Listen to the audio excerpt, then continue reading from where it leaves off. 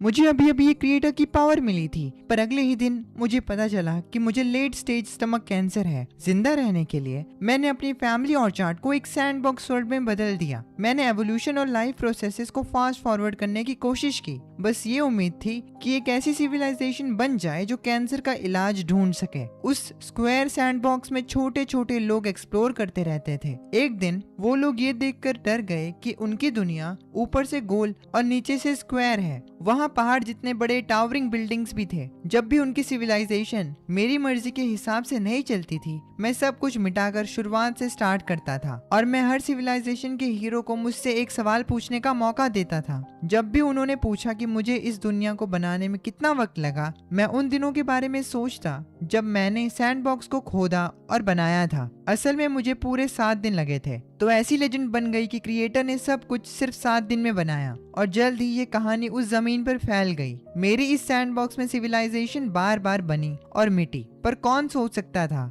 इतनी शानदार सिविलाइजेशन सब एक अकेले स्टीम्ड बन से शुरू हुई होगी। शुरू में मेरे 100 एकड़ के ऑर्चार्ड सैंडबॉक्स में मैंने एक आर्टिफिशियल पॉन्ड बनाया। मैंने उसमें नमक मिलाया ताकि वो एक समुद्र बन जाए। सेंट्रल ओशन में मैंने बहुत सारे बग स्पोर्स डाल दिए। फिर मैंने सेल डिवीजन को 10,000 गुना फास्ट कर दिया। रियल लाइफ का एक दिन सैंडबॉक्स में 10,000 साल के बराबर था। फिर भी 5वें दिन तक जाकर ये सिंगल सेल्ड ऑर्गेनिज्म प्लैंकटन में इवॉल्व होना शुरू हुए। देखते ही देखते सेंट्रल ओशन क्लाउडी हो गया, तो मैंने जल्दी से स्पोर्स के साइज को कंट्रोल करने के लिए कुछ जेनेटिक लिमिट्स लगा दी। मैं उन्हें किसी बहुत बड़ी चीज में इवॉल्व नहीं होने दे सकता था। छठे दिन की दोपहर को 5 दिन के सिंगल सेल प्लेओजोनिक ओशन के बाद आखिरकार पानी में मल्टी सेलुलर लाइफ आ ही गई। कुछ ही मिनट्स में ऐसा लग रहा था जैसे कोई नेचर डॉक्यूमेंट्री फास्ट फॉरवर्ड पे चल रही हो। स्पीशीज सेकंड में पैदा होती और मर जाती, फिर अगली जनरेशन पैदा होती, पर सनसेट तक जैसा मैंने सोचा था सैंडबॉक्स वर्ल्ड की पहली मास एक्सटिंक्शन हो गई।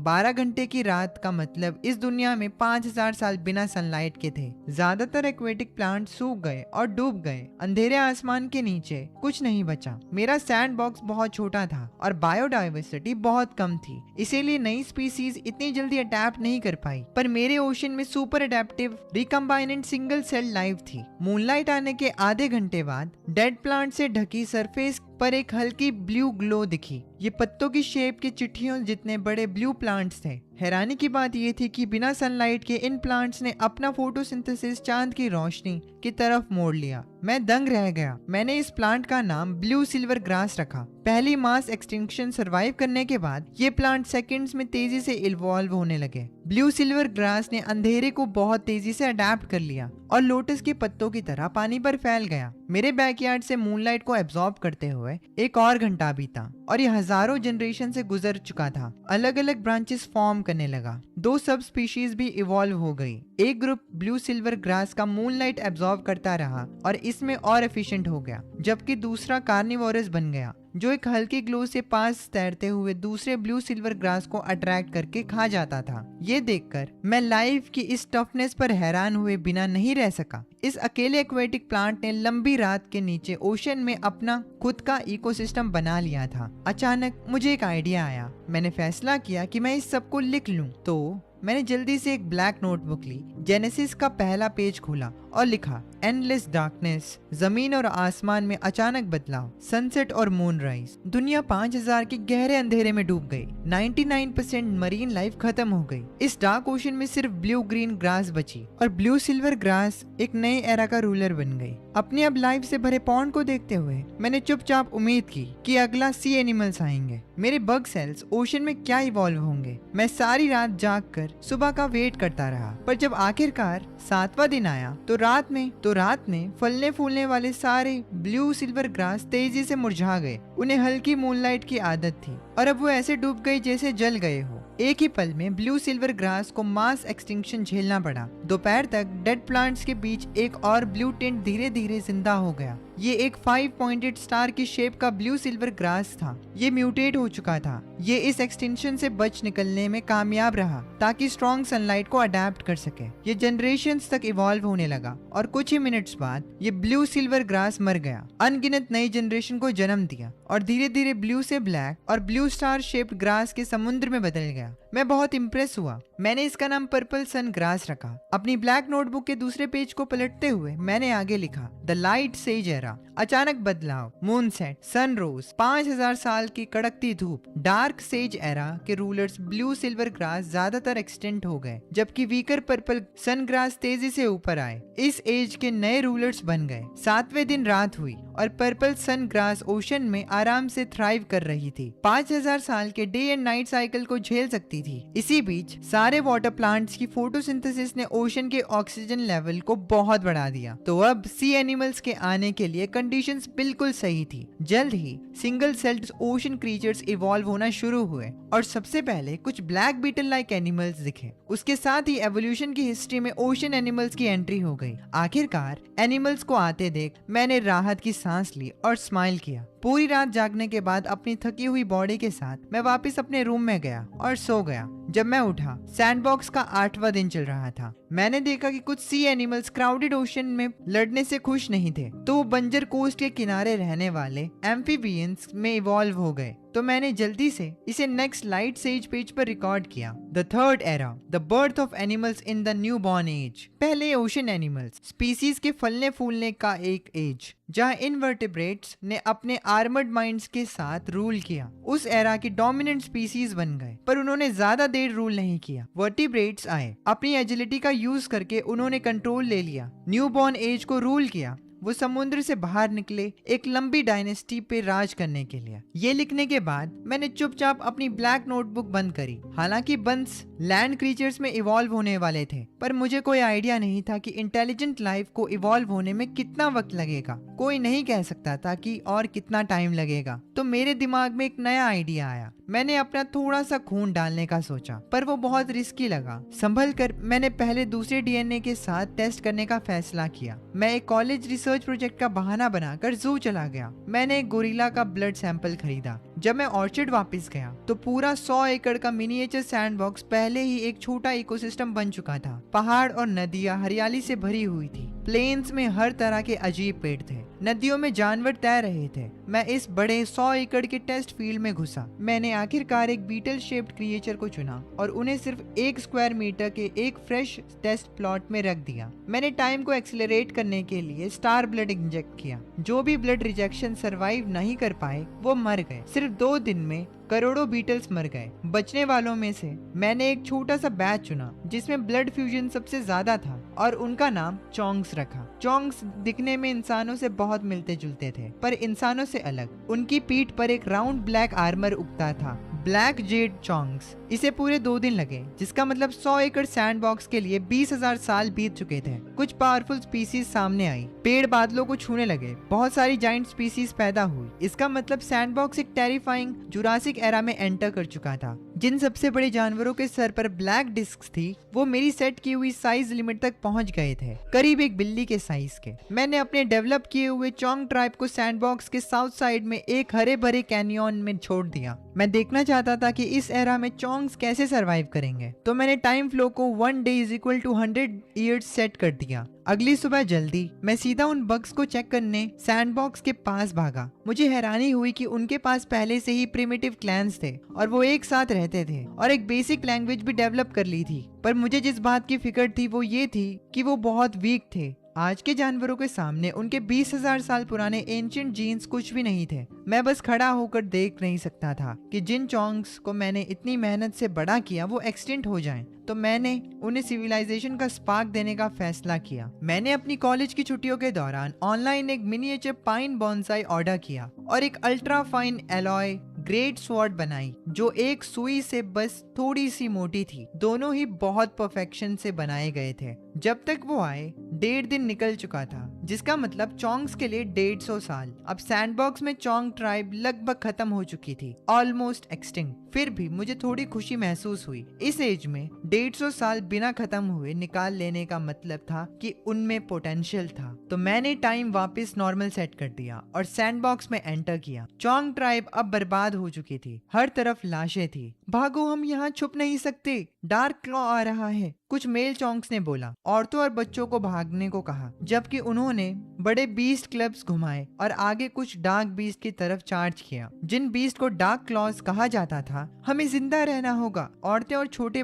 चोंग्स भाग गए। उनके चेहरों पर निराशा थी। वो भागने के आदी हो चुके थे, पर जो मेल्स आगे चार्ज कर रहे थे वो पहले ही डार्क क्लॉक का खाना बन चुके थे। खून हर तरफ बिखरा था। मैंने ये सीन दूर से देखा और थोड़ी सिंपैथी फील की। इस प्रिमिटिव ट्राइब में इतने सारे मर गए। जैसे ही मैंने आगे कदम बढ़ाया, भागने वालों को जमीन हिलती हुई महसूस हुई। उस एंशिएंट वाइल्ड जंगल में अनगिनत जानवर पैनिक में आ गए। जानवरों के झुंड भागने लगे। पहाड़ और नदियां फ्लैट हो गई। कुछ स्ट्रॉन्ग क्रीचर्स को तो रिएक्ट करने का टाइम भी नहीं मिला और वो ऊपर से कुचले जाकर मर गए। मैं जल्दी से भागते हुए चोंग सोल्जर्स तक पहुंचा और उनकी बॉडीज खा रहे डार्क क्लॉज के ऊपर पैर रख दिया और उन्हें आसानी से कुचल दिया। चोंग्स मुझे देखकर हैरान थे। वो पीछे मुड़े और उन्होंने देखा उस टावरिंग बींग को बादलों तक पहुंचते हुए, जैसे कोई एंशिएंट जायंट आसमान को चीर रहा हो। वो चिल्लाए और वहीं गिर पड़े। मैं उनकी भाषा समझ सकता था, पर मुझे उनके शौक की परवाह नहीं थी। आखिरकार उनके लिए मैं क्रिएटर था। अनगिनत भागते हुए चोंग्स गिर गए,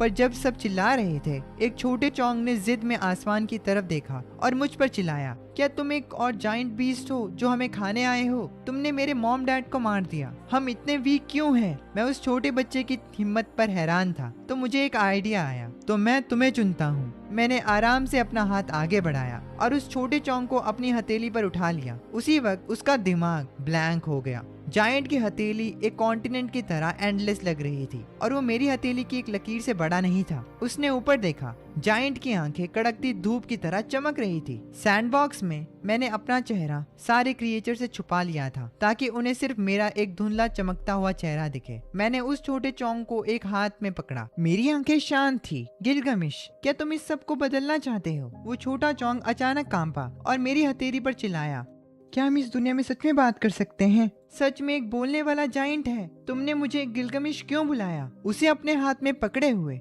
मैं उसे अपनी आंखों के पास लाया और शांति से जवाब दिया, नाम विजडम की पहचान होती है। मेरी हथेली पर खड़ा गिलगमिश अचानक एक्साइटेड हो गया। हम कम्युनिकेट कर सकते हैं। हम दोनों के पास इंटेलिजेंस है। तुम हमें बचाते क्यों नहीं? तुम इतने स्ट्रांग हो, इतने ग्रेट हो। ट्राइब को नहीं पता था कि मैं असल में क्या हूँ। उन्हें लगा मैं एक स्मार्ट बीस्ट हूँ और मेरा उन्हें एक्सप्लेन करने का कोई इरादा नहीं था। गिलगमिश को हथेली पर पकड़े हुए मैं पहाड़ों और नदियों के ऊपर से चला, चलते हुए पेड़ों और जानवरों को कुचलता गया। मैंने उस छोटे चोंग को अपनी हथेली से नीचे देखने को कहा। मेरी आवाज बूम करती हुई आसमान में गूंजी, देखो इस दुनिया का हर एक क्रीचर बराबर है। तुम भी किसी दूसरे प्लांट या एनिमल की तरह हो। मैं सिर्फ तुम्हें क्यों बचाऊं? क्या सिर्फ इसीलिए क्योंकि तुम्हारे पास इंटेलिजेंस है? गिलगमिश के पास कोई शब्द नहीं थे। फिर वो डिस्पेयर में चिल्लाने लगा, तो फिर हमसे बात करने का क्या फायदा? कोई तुम्हें नहीं बचाएगा। किसी से उम्मीद मत रखो कि वो आकर बचाएगा। सिर्फ तुम अपने आप को बचा सकते हो, पर मैं तुम्हें सिविलाइजेशन के टूल दे सकता हूँ ताकि तुम खुद को बचाओ। गिलगमिश मेरी हथेली पर खड़ा था, डर और नर्वसनेस से नीचे देख रहा था। बादलों से देखने का ये उसका पहला एक्सपीरियंस था। इस जाइगेंटिक जमीन और पहाड़ों को देखना,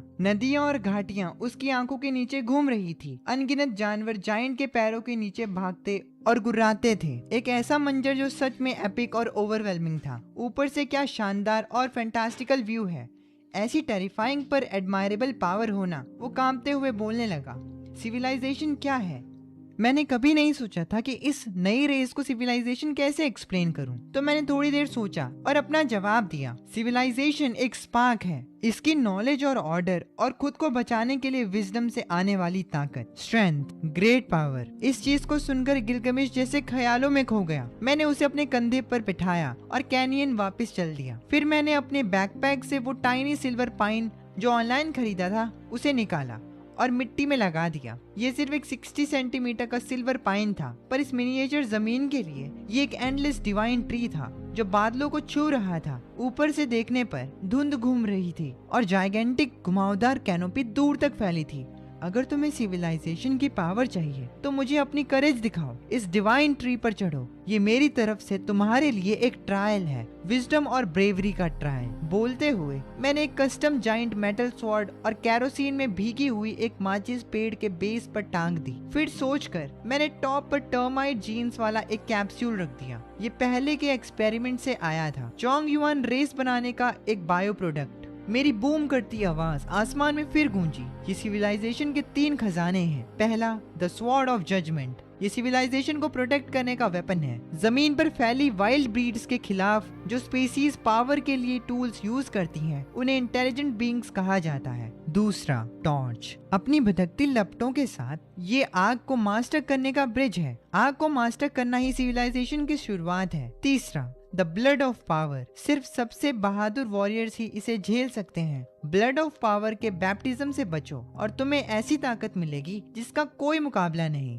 फेल हुए तो मारे जाओगे। अगर तुम अपने लोगों की किस्मत बदलना चाहते हो तो मशाल बुझने से पहले डिवाइन ट्री पर चढ़ो, सिविलाइजेशन के तीनों खजाने हासिल करो। उसके बाद मैंने आराम से उस यंग चोंग युआन को जमीन पर रख दिया। फिर जब वो आश्चर्य से देखने लगा, मैं पहाड़ों के ऊपर से चलकर निकल गया। जैसे ही मैं ऑर्चर्ड के बाहर निकला, मैंने तुरंत सैंडबॉक्स का फ्लो 100 टाइम बढ़ा दिया। तो वो छोटी माचिस जो सिर्फ कुछ सेकंड्स जल सकती थी, सैंडबॉक्स के क्रिएचर्स के लिए दिनों तक जलती। उसके बाद मैंने अपने टेलीस्कोप का यूज किया और डिवाइन ट्री के नीचे का सीन क्लियरली देखा। यंग गिलगमिश ने डिटर्मिनेशन के साथ पेड़ पर चढ़ना शुरू कर दिया। मेरे लिए उसके मूवमेंट बस एक ब्लड थे। वो कुछ सेकंड्स में अनगिनत बार गिरा, फिर वापस चढ़ता रहा। 10 सेकंड्स या उसके आसपास वो आखिरकार ट्री टॉप पर पहुंच गया। पर असल में सैंडबॉक्स में गिलगमिश के लिए उसे याद नहीं था कि वो कब से चढ़ रहा था या कितनी बार फेल हुआ। डिवाइन ट्री के टॉप पर हरे भरे क्राउन पर खड़े होकर गिलगमिश ने तलवार ऊपर उठाई।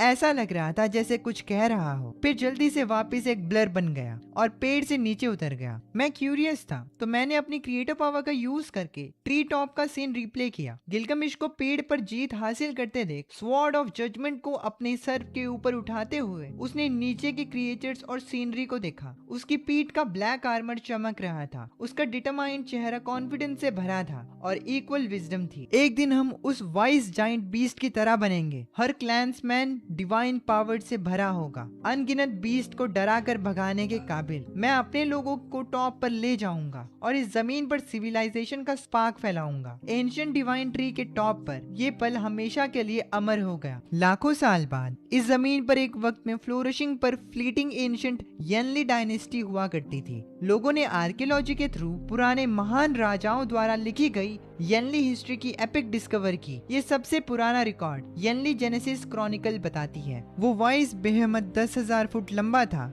उसका चेहरा डिवाइन था, पहाड़ों और जमीन को कुचलता हुआ। उसने विजडम की डिवाइन ट्री का ट्रायल दिया, सिविलाइजेशन के 3 खजाने लाया और यंग हीरो किंग गिलगमिश से मिला। जब मैं अगली सुबह उठा तो ऑर्चर्ड सैंडबॉक्स वर्ल्ड में 100 साल बीत चुके थे। चोंग युआन के लिए, जिनकी एवरेज लाइफ 40 या 50 साल की होती थी, 2 जनरेशंस जा चुकी थी, 2 जनरेशंस हो चुकी थी। मैं 2 जनरेशंस के बाद देखने के लिए एक्साइटेड था। क्या तब का वो यंग चोंग युआन, क्या गिलगमिश बूढ़ा होकर मर चुका था? जवाब था नहीं। क्या गिलगमिश बुढ़ापे से मर गया था? नहीं। उसने मुझे बहुत हैरान किया। मेरे जाने के बाद के 10 सालों में गिलगमिश ने भागते हुए अपने लोगों को लीड किया। दुनिया की ऐसी लाजवाब चीजों से वो दंग थे। आग खाना पका सकती थी, रात में मॉन्स्टर्स को दूर रख सकती थी और ठंडी रातों में गर्मी दे सकती थी। कोई शक नहीं कि वाइज जाइंट बीस्ट ने कहा था, आग सिविलाइजेशन की शुरुआत का मार्क है। वो स्वॉर्ड ऑफ जजमेंट इस आदि मानव जमीन का सबसे इनविंसिबल वेपन था। उस शार्प ब्लेड के साथ गिलगमिश ने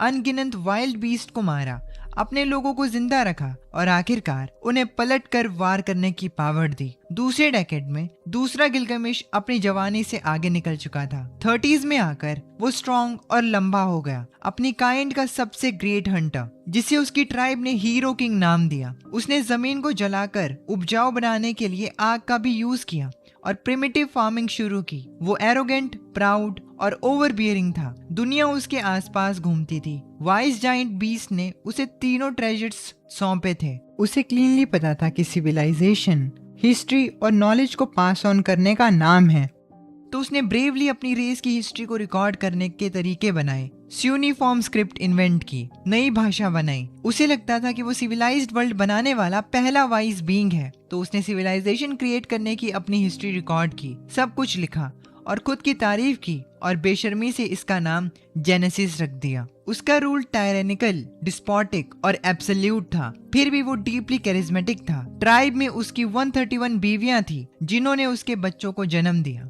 उसके ज्यादातर बच्चे स्ट्रॉन्ग और काबिल थे। उसकी साइज और विजडम उन्हें मिली थी। पर चोंग युआन एवरेज 3 या 4 बच्चे पैदा करते या 30 से 40 साल जीते थे। इस पॉइंट पर गिलगमिश पहले ही अपने 30s में था। तब की बात अलग थी जब वो ब्लेड ऑफ जजमेंट चलाता था, एक बोल्ड और फियरलेस हीरो किंग। अब वो अपनी आखिरी सालों में पहुंच चुका था। लकड़ी के बने एक ट्री हाउस के अंदर फायरप्लेस में आग धड़क रही थी। गिलगमिश डार्क क्लॉ से बुनी एक बड़ी चेयर पर शांति से बैठा था, आग को घूरते हुए खुद से बड़बड़ा रहा था। ये सिविलाइजेशन की आग मुझे ग्रेट बीस्ट ऑफ विजडम ने दी थी। ये इतनी खूबसूरत और भड़कती हुई है जैसे उछलते हुए लाल पेटल्स। गिलगमिश का विशाल टावरिंग फिगर अब बूढ़ा हो चुका था।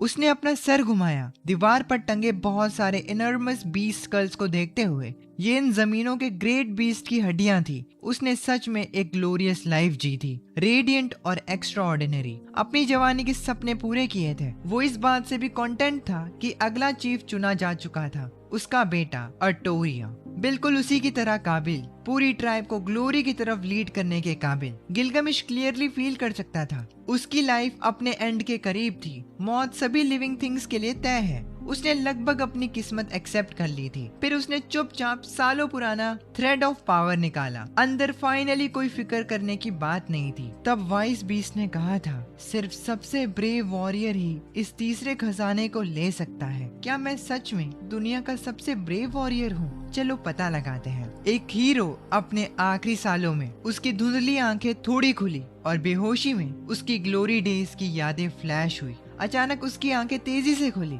उस ट्रांस में उसे a life time of glory याद आई। अचानक वो रोने लगा। उसने चुपचाप खुद को छेद दिया और अपने आर्म के घाव में ब्लड ऑफ पावर डाल दिया। अनबेरेबल पेन उसकी बॉडी में दौड़ रहा था। गिलगमिश जमीन पर गिर गया, तड़पने लगा। ये एजिंग हीरो अनगिनत बैटल सरवाइव कर चुका था, पर ऐसे दर्द में सांस लेने के लिए कभी स्ट्रगल नहीं किया था। पर आखिरकार वो मौत से बच गया। किंग धीरे धीरे खड़ा हुआ। उसके लंबे बाल अब ओरिजिनल कलर के नहीं रहे थे और पूरे सिल्वर वाइट हो चुके थे। उसका चेहरा गॉड जैसा परफेक्ट और यंग लग रहा था। ये क्या पावर है? ट्री हाउस के अंदर एक टावरिंग सिल्वर बालों वाला यंग आदमी खुद से बड़बड़ाया, ब्लड की 2 ट्यूब्स के साथ। क्या गजब की ताकत है। अब गिलगमिश क्लियरली फील कर सकता था कि उसके अंदर एक एंडलेस पावर बह रही है। उसी वक्त ट्राइब में वापस गिलगमिश का बेटा अर्टोरिया एक ऊंची जगह पर खड़ा था, स्वॉर्ड ऑफ ट्वाइलाइट अपने सर के ऊपर उठाए हुए। एज अ चीफ अपना सक्सेशन अनाउंस कर रहा था। अर्टोरिया वाइस और स्ट्रॉन्ग था। अपने रूथलेस और एरोगेंट बाप के कंपैरिजन में एबिलिटी और वर्च्यू से गिफ्टेड था। वो एक क्वालिफाइड काइंड चीफ की तरह था। गिलगमिश ये भी समझता था वो बुढ़ापे में अपनी पोजीशन छोड़ने को तैयार था, पर अब चीजें अलग थी। अर्टोरिया बहुत काइंड था, सब उसे प्यार करते थे। उसने अपने बाप को काफी रिस्पेक्ट दी। उसका कभी अपने बाप की पोजीशन छीनने का इरादा नहीं था, पर गिलगमिश कोई भी लूज एंड नहीं छोड़ना चाहता था। मैं वापस आ गया हूँ, मैं अभी भी चीफ हूँ। उस दिन खून बहा, यानी ट्राइब में चीखें गूंजी। हीरो किंग गिलगमिश ने अपने बेटे को मारकर गद्दी वापस ली। उसने दूसरी जिंदगी जी। गिलगमिश की दूसरी लाइफ के पहले डेकेड में उसने लोगों को पत्थर से घर बनाना सिखाया। चोंग युआन क्लैन फॉर्मली बिना ब्लड ऑफ पावर यूज किए टूल्स से 20 से लड़ने के एज में एंटर हुआ। गिलगमिश को टर्माइट लाइक मेमोरी मिल गई थी। एक सेंचुरी पुराने जाइंट पेड़ को आसानी से उखाड़ सकता था और उसमें पहाड़ हिलाने की ताकत थी। उसने जाइंट बीस्ट को रेजिस्ट करने के लिए लोगों को लीड किया। 13 साल की वॉर के बाद उसने इस लैंड के सबसे टेरिफाइंग बीइंग को चैलेंज किया, जो अपनी अल्टीमेट स्ट्रेंथ के लिए जाना जाता था, बीस्ट किंग फेनबा। 100 मीटर्स लंबा फेनबा इस कॉन्टिनेंट के बीस्ट का डोमिनेंट किंग था। वही क्रीचर्स जो मेरी सैंडबॉक्स की अपर साइज लिमिट तक इवॉल्व हुआ था। गिलगमिश 3 दिन और रातों तक फेनबा से लड़ा। जमीन फट गई, घाटियां घिर गई, अनगिनत जाइंट बीस्ट जंगल से भाग गए। उस दिन गिलगमिश खून से लथपथ था। एक हाथ में स्वॉर्ड ऑफ ट्वाइलाइट पकड़ी थी, दूसरे हाथ से फेनबा की मैसिव लाश को घसीट कर घर ला रहा था। अपने एक हाथ की ताकत से वो पहाड़ जितने बड़े बीस्ट की बॉडी घसीट सकता था। सभी ट्राइब्स के लोग प्राउड थे, पूरी तरह दंग थे और उसके लिए गाना लिखे, उसकी ताकत के गुणगान गाए। वो अब तक का सबसे माइटी हीरो किंग था। मैं एक नेशन बनाऊंगा। जब वो लौटा उसने अपने लोगों की तरफ देखा और अचानक डिक्लेयर किया। ट्राइब एक्साइटमेंट से भर गई, लोग खुशी से रो पड़े। उन्हें अच्छी तरह पता था कि इस महान हीरो किंग की लीडरशिप में उनके दुख के दिन खत्म हो गए थे। अब सैवेज बीस्ट का डर नहीं था। सिविलाइजेशन का एक नया एरा शुरू हो चुका था। हिस्ट्री जीतने वाले लिखते हैं, गिलगमिश ने अपने बेटे के खिलाफ अपनी क्रूएलिटी का जिक्र नहीं किया, सिर्फ जेनेसिस स्क्रोल्स में अपने महान कामों की तारीफ की और यनली डायनेस्टी के क्रॉनिकल्स में फ्लेम एम्परर के एरा में रिकॉर्ड्स कहते हैं कि गिलगमिश ने ब्लड ऑफ पावर लिया और लेजेंडरी बीस्ट फेनबा को मारा, जाइंट बोल्डर्स हटाए और पहली सिटी स्टेट लिशर सिटी बनाई। जैसे जैसे टाइम बीता, पूरे लैंड को कॉन्करर ना कर पाने की वजह से गिलगमिश ने सिविलाइजेशन बिल्ड करने पर फोकस किया। उसने बिना थके काम किया। वो पहले जैसा कैरिज्मेटिक था, पर अब पहले से ज्यादा रूथलेस हो गया था।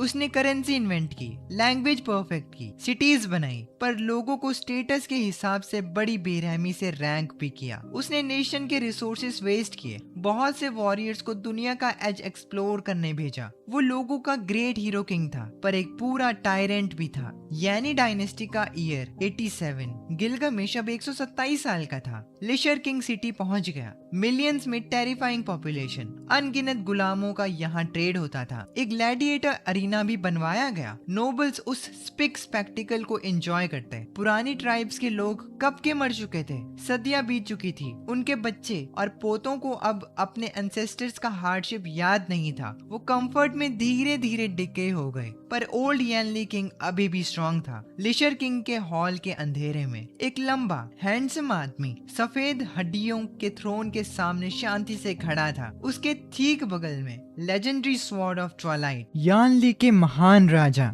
City state Lord गिलगमिश। हमने सारी जमीन एक्सप्लोर कर ली है। पैलेस ऑफिशियल हैनमिंग थोड़ा झुका, पूरे जोश के साथ बोलते हुए। इस लैंड का हर एक इंच। हानमिंग फिर झुका, एक्साइटेड होकर, पिछले सालों का सब कुछ डिटेल में बताते हुए। हमारी दुनिया कैसी है? हानमिंग आगे घूरता रहा। उसकी तेज नजरें जैसे पैलेस के एक सीलिंग से आसमान को देख सकती थी। एक बार जब वो एक्सप्लोरर्स हर डायरेक्शन से निकले, डेकेड्स तक ट्रैवल करते रहे, कई मर गए और कभी वापस नहीं आए। आखिरकार आज हमें दुनिया का असली शेप पता चल गया। हानमिंग ने ड्रामेटिकली जेस्चर किया। हमारी दुनिया ऊपर से एक डोम है और नीचे से स्क्वायर। आसमान एक हाई एंडलेस आर्क है, जमीन एक परफेक्ट स्क्वायर है, सेंटर में एक वास्ट ओशन है जिसके आसपास पहाड़ और नदियां हैं। इस विशाल जमीन पर सबसे फास्ट बीस्ट पर भी स्ट्रेट लाइन में ट्रेवल करने पर दुनिया के एक एंड से दूसरे एंड तक जाने में 20 साल से ज्यादा लगेंगे। गिलगमिश थ्रोन पर चुपचाप बैठा रहा, फिर बोला, ठीक है, तुम जा सकते हो। जी माय लॉर्ड। हानमिंग उठा और चला गया, फिर अचानक रुका, पीछे मुड़कर अपने किंग को एडमिरेशन से देखने लगा। इस महान हीरो किंग ने उन्हें केव से बाहर निकाला, ट्राइब बनाई, फार्मिंग से टूल्स की एज तक ले गया और फिर सिटी स्टेट एरा तक। उसने सबसे फियरसम बीस्ट किंग 100 मीटर्स के फेनबा को मारा और एक के बाद एक सिविलाइजेशन को गाइड किया। 30 साल से भी ज्यादा पहले हानमिंग बस एक जवान वॉन्डरर था जिसे किंग ने पैलेस बुलाया और सिटी स्टेट का मैप्स बनाने का ऑर्डर दिया। और 30 साल बाद वो अपना टास्क पूरा करके लिशर किंग सिटी वापस आया। अब वो कोई जवान नहीं था, बल्कि एक कांपता हुआ बूढ़ा जिसकी आंखें धुंधली थी और वो ज्यादा दिन नहीं जिएगा। पर योर मैजेस्टी अभी भी बिल्कुल पहले जैसे हैं। बुढ़ापे का कोई नामो निशान नहीं है। वो गिलगमिश की तरफ पलटा और कहने लगा, आप सच में महान राजा हैं। हानमिंग की बॉडी कांप रही थी, उसकी आंखें डिवोशन से जल रही थी। अब 100 साल से ज्यादा हो चुके हैं एंड किसी को नहीं पता कि गिलगमिश कितना स्ट्रॉन्ग है। शायद फ्यूचर में किसी दिन ये इमॉर्टल, कभी ना मरने वाला राजा यनलिंग लोगों को सिविलाइजेशन के नए एज में ले जाएगा।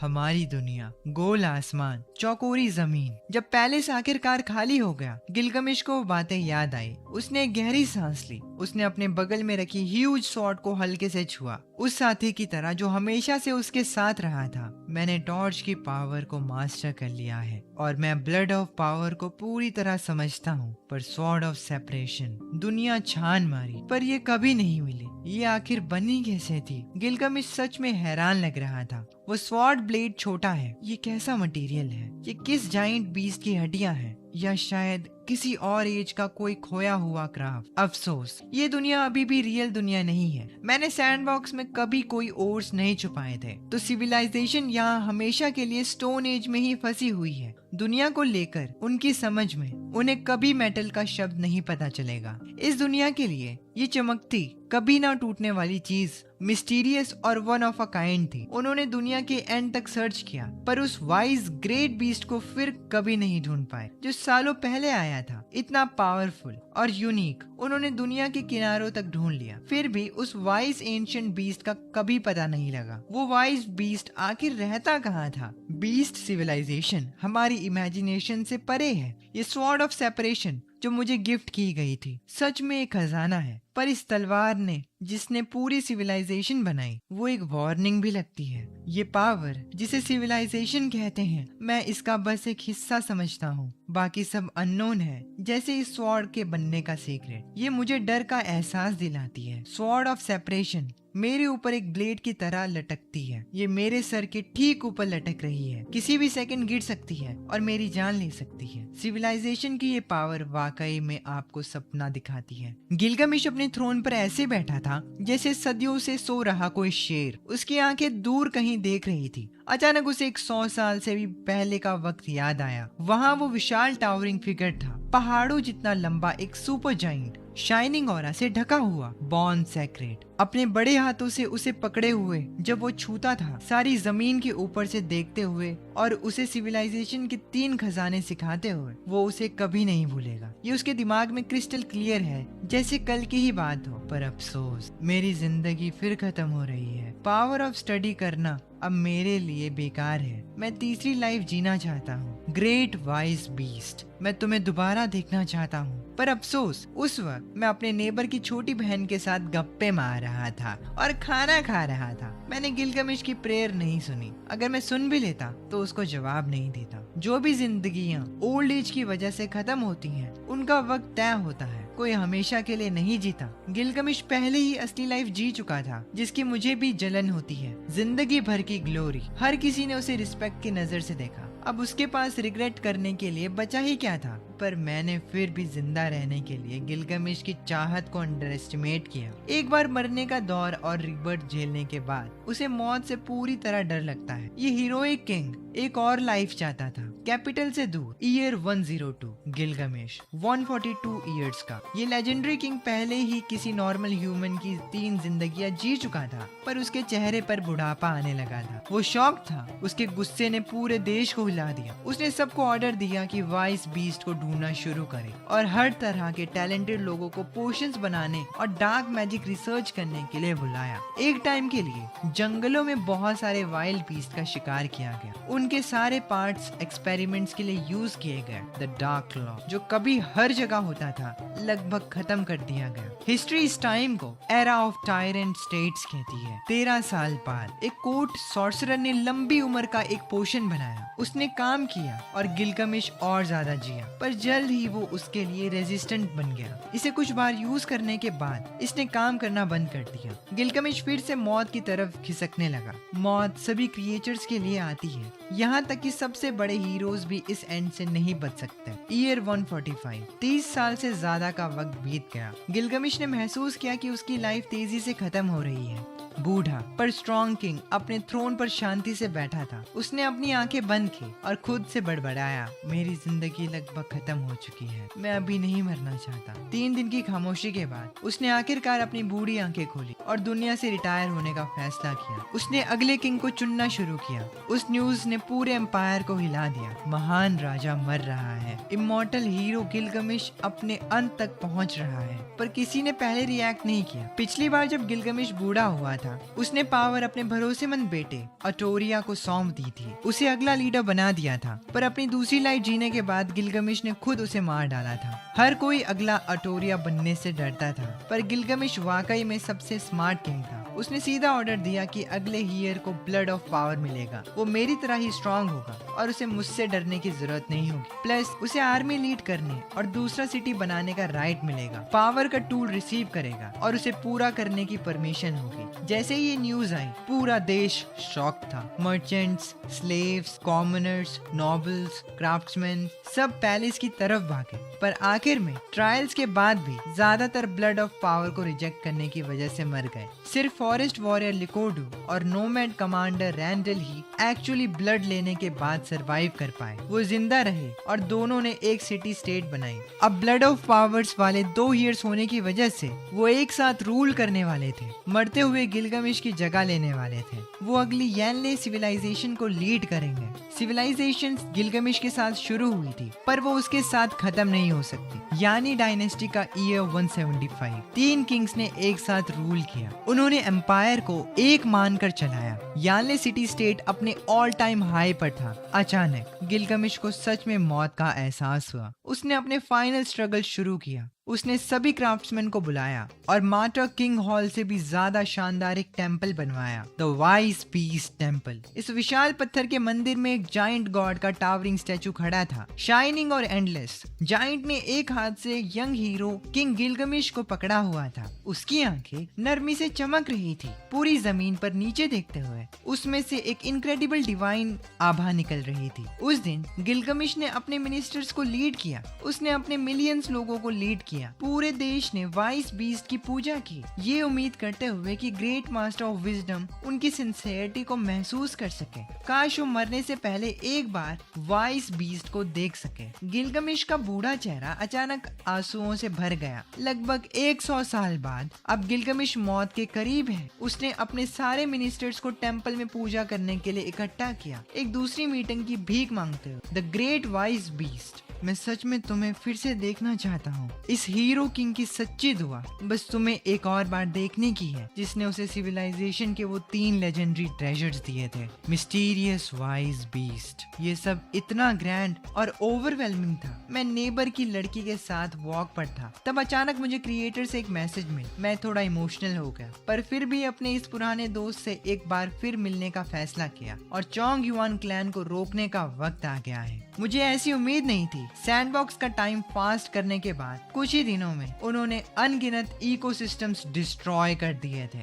इतनी सारी स्पीसीज एक्सटिंक्ट हो गई। ये सब सिर्फ गिलगमेश के इमॉर्टैलिटी के सपने के लिए हुआ। मैंने सैंडबॉक्स का टाइम वापस नॉर्मल किया और बोल्डनेस के साथ उस दुनिया में कदम रखा। सैंडबॉक्स के क्रिएचर्स के लिए जमीन थोड़ा हिलने लगी। पहाड़ और नदियां, यहाँ तक कि समुद्र भी हिले हुए से लगे। पेड़ कुचले गए, घाटियों में बड़े बड़े फुटप्रिंट्स दिखे और जंगल में अनगिनत जानवर अपनी जान बचाकर भागे। धीरे धीरे पूरी मार्टर सिटी भी हिलने लगी। क्या शहर गिरने वाला है? उस वक्त गिलगमेश उस पत्थर की मूर्ति की पूजा करने में अपने लोगों को लीड कर रहा था। अचानक उसे कुछ महसूस हुआ। इस हीरोइक ओल्ड किंग के थके हुए चेहरे पर पहली बार बच्चों जैसी खुशी आई। 200 साल बाद वो ग्रेट वाइस लॉर्ड जिसे मैंने बचपन में देखा था, वो वाइस बीस्ट जिसने मुझे सिविलाइजेशन के 3 गिफ्ट्स दिए, आखिरकार वापस आ गया। मैंने मिलियंस लोगों की उस जाइंट सिटी को देखा। थोड़ा हैरान था। सच कहूँ तो मेरे लिए वो बस एक बास्केटबॉल कोर्ट जितनी बड़ी थी, पर उन छोटे चोंग युआन्स के लिए वो बहुत बड़ी और शानदार थी। मैंने सजे हुए श्राइन्स और टेम्पल्स पर नीचे देखा। उस बड़ी पत्थर की मूर्ति के नीचे सिल्वर बालों वाला बूढ़ा हीरो किंग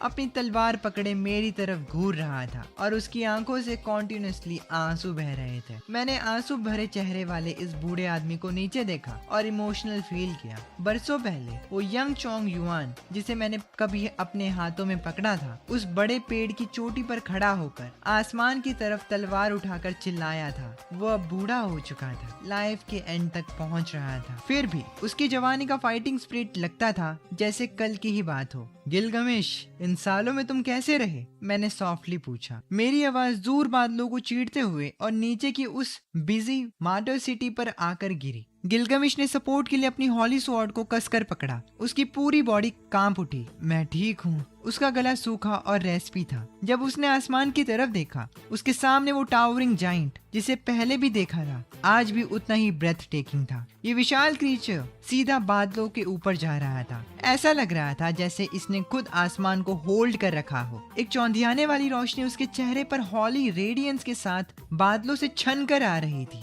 उसकी शान को प्रॉपरली देखा भी नहीं जा सकता था। जाइंट ने पूरे शहर को नीचे देखा। इतना ताकतवर, सीरियस और डिवाइन, इस सब को लफ्जों में नहीं बताया जा सकता। वाह, ये सच में एग्जिस्ट करता है। शहर में 10 मिलियन से ज्यादा लोग, चाहे अमीर मर्चेंट्स फैंसी कपड़ों में हो या गुलाम फटे पुराने कपड़ों में, सबने अपना काम छोड़ दिया, अपने घरों से बाहर आ गए और आसमान को छूते उस जायंट को देखने लगे। यही वो लेजेंडरी वाइस बीस्ट है जिसने हमें सिविलाइजेशन दी। ये सच में 10,000 फुट से लंबा एक जायंट है। क्या शानदार लाइफ फॉर्म है। सूरज, चांद और सितारों जैसा ग्रैंड। हर कोई दंग था। उनका दिमाग सुन पड़ गया। हैरानी, डर और आश्चर्य का मिक्स अनगिनत इमोशंस के साथ उठे। सब प्योर एडमायरेशन में बदल गए। गिलगमिश ने अपने मिनिस्टर्स के चेहरों पर यही चीज नोटिस की और हंसने से खुद को रोक नहीं पाया। उसे याद आया पहली बार जब उसने वाइस बीस्ट को देखा था। उसने बिल्कुल वही ऑफ फील किया था। कुछ देर खामोशी के बाद गिलगमिश ने अपनी आंखों में चाहत लिए ऊपर देखा। वाइस बीस्ट, जो लेगेसी तुमने मुझे 100 साल से पहले दी थी, मैंने आसमान में ऊंचाई पर उसे पूरा कर दिया है। मुझे लगा जैसे मैं टाइम ट्रेवल कर रहा हूँ। जायंट की आवाज बादलों से आई, नीचे सब तक पहुँचती हुई। तुम्हारे अचीवमेंट्स फ्लेम एम्परर की हिस्ट्री में रिकॉर्ड किए जाएंगे। जेनेसिस की बुक में तुम यंगलिंग सिविलाइजेशन की हिस्ट्री के पहले ग्रेट हीरो किंग हो गए। आने वाली पीढ़ियां तुम्हारे लिए गाना गाएंगी। गिलगमिश, मरने के बाद सदियों तक की ग्लोरी एपिक स्टोरीज में जिंदा रहेगी। मुझे वो नहीं चाहिए। गिलगमिश एक्साइटेड हो गया। तो फिर तुम्हें क्या चाहिए? मैं तुम्हारी तरह हमेशा जिंदा रहना चाहता हूँ। गिलगमिश ने ऊपर टावरिंग जायंट की तरफ देखा जिसमें पूरी लॉन्गिंग थी। मैं सब कुछ छोड़ने को तैयार हूँ, कोई भी कीमत चुकाने को। प्लीज मुझे इमॉर्टैलिटी का राज दे दो। ये सुनकर मैं शांत रहा। इस वक्त इस किंग के पास इस दुनिया में लगभग सब कुछ था। इज्जत, पावर, पैसा, यहाँ तक कि खुद पूरी दुनिया भी। और वो फिर भी सेटिस्फाइड नहीं था। मैं खुद भी इमॉर्टल होना चाहता हूँ। मैं भी टर्मिनली इल हूँ, मौत की कगार पर खड़ा। मैं गिलगमिश की एपिक लाइफ का एंड कर रहा हूँ। वो हीरोइक लाइफ एक लेजेंड की तरह थी। गिलगमिश, तुम बहुत लालच कर रहे हो। इमॉर्टैलिटी का खजाना मेरे पास नहीं है। मैंने इस बूढ़े होते हुए किंग को शांति से देखा। पैदा होना, बूढ़ा होना, बीमारी और मौत नेचर के लॉ हैं। मैं इन्हें नहीं बदल सकता। जिंदगी के आखिरी पलों में हर कोई बस जिंदा रहना चाहता है। स्टेटस और टाइटल्स उस टाइम मैटर नहीं करते। अनगिनत सिविलाइजेशंस की बाउंड्रीज मिट जाती हैं, चाहे किंग हो या कॉमनर। सिविलाइजेशन की सारी मेजर्स सरपास हो चुकी हैं, चाहे वो एम्परर्स हो या आंट्स। आखिर में कोई मौत और टीके से नहीं बच सकता। मैंने गिलगमिश को देर तक देखा, फिर मैंने इमोशंस के साथ उस किंगडम पर नीचे नजर डाली। नहीं, ये पॉसिबल है, गिलगमिश ने हॉर्सली जवाब दिया, आसमान में बादलों से ढके डिवाइन फेस को घूरते हुए। नहीं, तुम मुझसे झूठ बोल रहे हो। तुम कर सकते हो, तुम पूरी तरह कैपेबल हो। उसकी गेज मुझे छेड़ रही थी। एक टावरिंग माउंटेन जैसे मैजेस्टिक, उसकी बिल्ड एक बोल्डर जैसी स्ट्रॉन्ग। 200 साल से ज्यादा बीत चुके थे। ताकत का खून पीने के बाद भी वो बूढ़ा हो गया था, पर टाइम ने कभी इस ग्रेट जाइंट पर अपना निशान नहीं छोड़ा। उसके लिए टाइम कल जैसा लगता है। उसकी आंखों में वाइज बीस्ट इमॉर्टल है। क्या इनक्रेडिबल पावर है, कितनी जलन पैदा करने वाली लॉन्गेविटी। गिलगमिश के होठ कांपे। उसने अचानक अपना सर पीछे किया और दहाड़ा, तो तुम इसीलिए आए क्योंकि मैंने तुम्हें बुलाया था मेरी मौत का तमाशा देखने के लिए। एक मामूली तरस खाने वाली जिंदगी, डर और कांपते हुए मरना। गिलगमिश, मैं यहाँ तुम्हें विदा करने आया हूँ। मैं तुम्हारी लाइफ नहीं बदल सकता और तुम्हें सिविलाइजेशन के आगे बढ़ने की दूसरी वार्निंग देने आया हूँ। मैंने एक सांस ली और आगे बोला, तुम्हारी सिविलाइजेशन बहुत ब्रूटल है। तुमने दूसरी लाइफ को खत्म कर दिया है, जंगलों को डिस्ट्रॉय कर दिया है, जाइंट बीस्ट को स्लॉटर कर दिया। तुमने कॉन्टिनेंट को कुचल दिया है। सच्ची सिविलाइजेशन सैवेज नहीं होती, ना ही वो बार्बरिक होती है।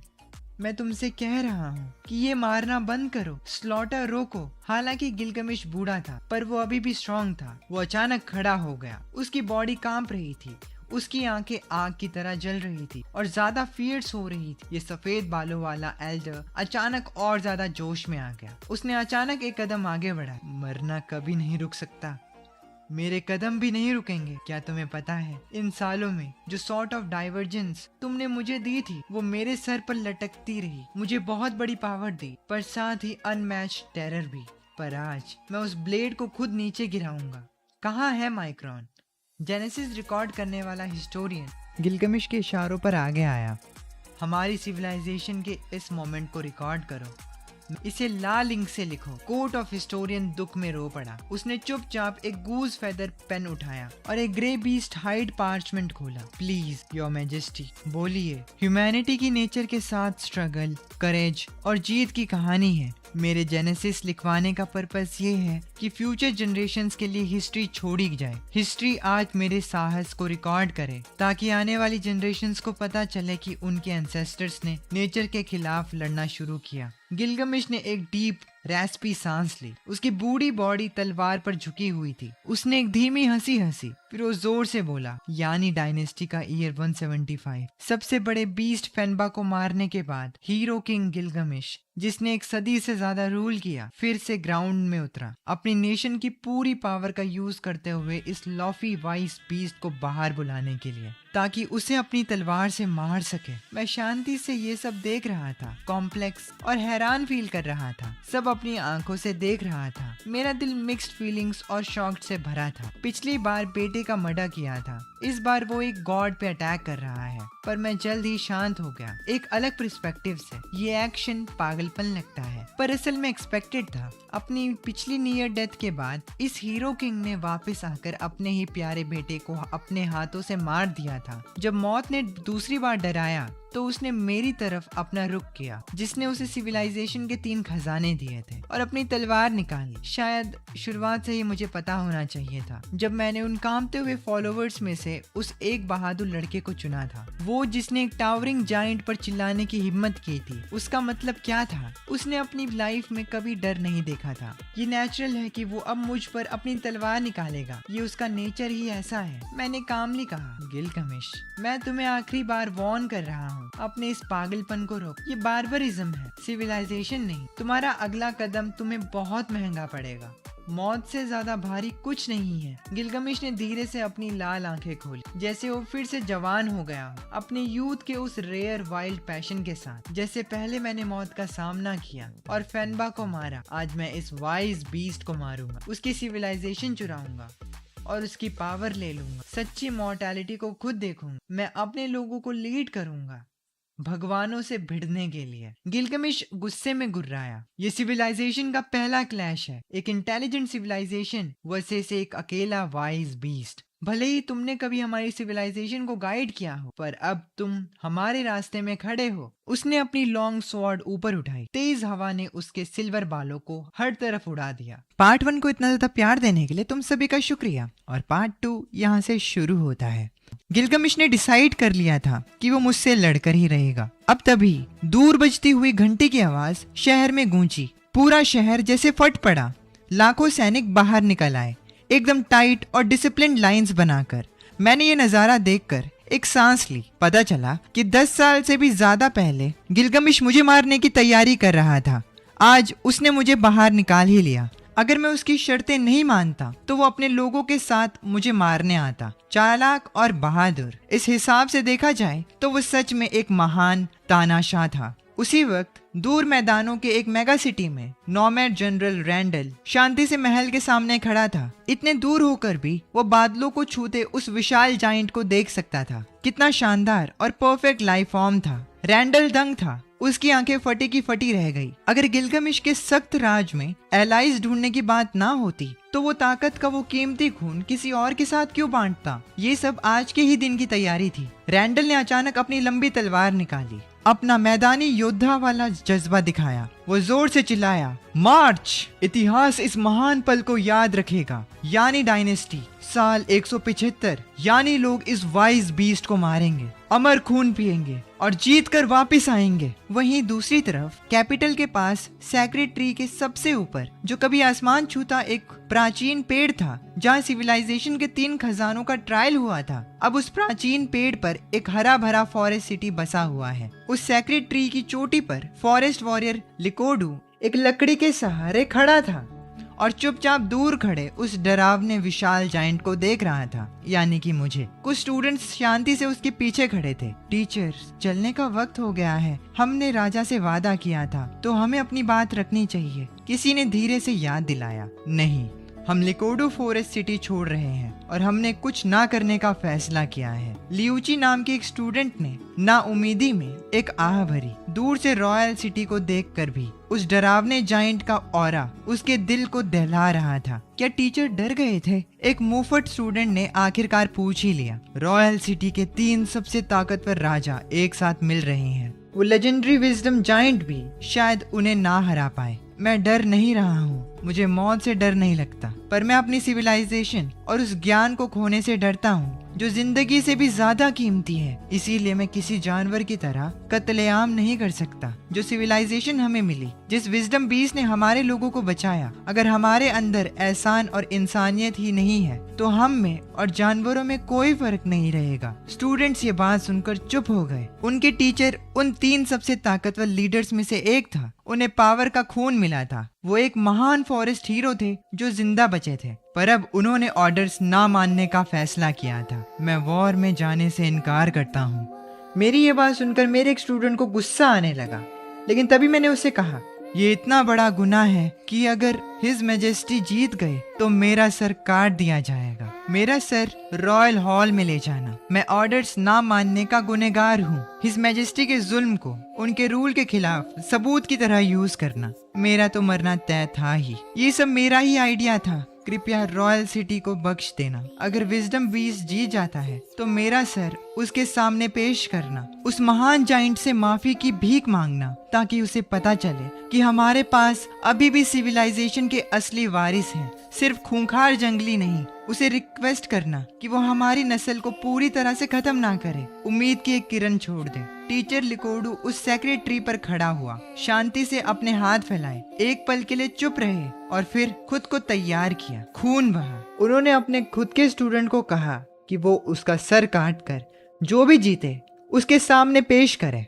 यानले के सबसे महान हीरोज में से एक फॉरेस्ट किंग लिकोडू बिना किसी विरोध के मर गया। स्क्वांजा ने लिकोडू के कटे हुए सर को देखा। वो जाना पहचाना शांत चेहरा जो चुपचाप एक जानवर की खाल में लपेटा हुआ था। अचानक उसके दिल में एक दर्द उठा। उसे महसूस हुआ जैसे जिंदगी में कुछ बहुत कीमती धीरे धीरे टूट रहा है। जमीन से अनगिनत तीरों की बारिश हुई। ये यानले की सबसे बेस्ट आर्मी थी, पर मेरे लिए ये बस चींटियों का एक झुंड था। उनके तीर शार्प थे पर बहुत कमजोर थे। तीर और भाले मेरी मोटी जीन्स और कपड़ों पर टकराए। मेरी स्किन पर एक खरोच तक नहीं आई। यहाँ तक कि उनकी एलीट आर्मी भी मेरे कपड़े नहीं फाड़ सकी। मुझे अंदाजा लगाना चाहिए था। मेरी आर्मी जंगल के जानवरों को हराने वाले इस विजडम जाइंट के सामने बेकार है, पूरी तरह बेकार। गिलगमिश कुछ नहीं कर पा रहा था और ठीक तभी गिलगमिश अचानक पूरी ताकत से उछला। एक ही झपकी में वो मेरे घुटने तक आ गया। मैं थोड़ा हैरान था।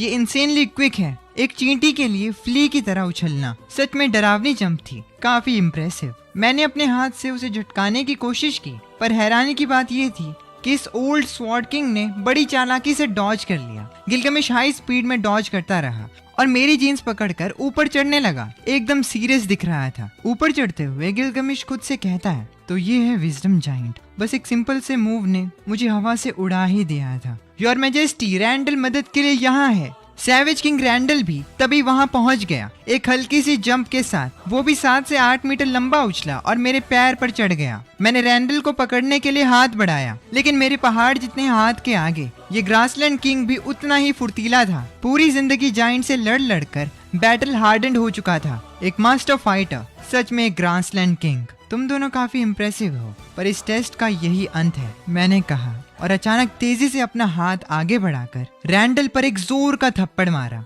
रैंडल का चेहरा बुरी तरह बदल गया। उसे रिएक्ट करने का वक्त ही नहीं मिला। वो तुरंत हवा में उड़ता हुआ दूर जा गिरा। अगले ही सेकंड मैंने गिलगमिश पर भी अटैक किया, पूरी ताकत से उस पर हाथ मारा। डैम इट, कैसे?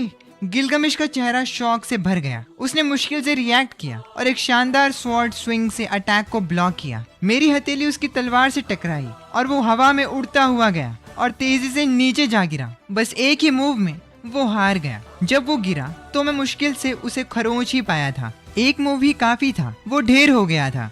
गिलगमिश बहुत बुरी हालत में था।